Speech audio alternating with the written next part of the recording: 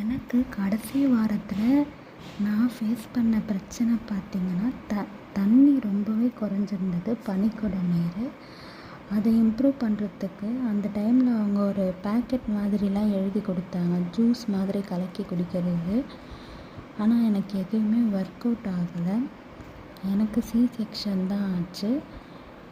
But நீங்கள் ரெகுலராக முட்டை வெள்ளைக்கருவும் இல்லை நீங்கள் வெஜிடேரியனாக இருந்தீங்கன்னா நிறைய ப்ரோட்டீன் ஐட்டம்ஸ், அதாவது சுண்டல், பருப்பு இந்த மாதிரி நீங்கள் சாப்பிட்டிங்கன்னா உங்கள் பனிக்குட நீர் நல்லாவே இம்ப்ரூவ் ஆகும்.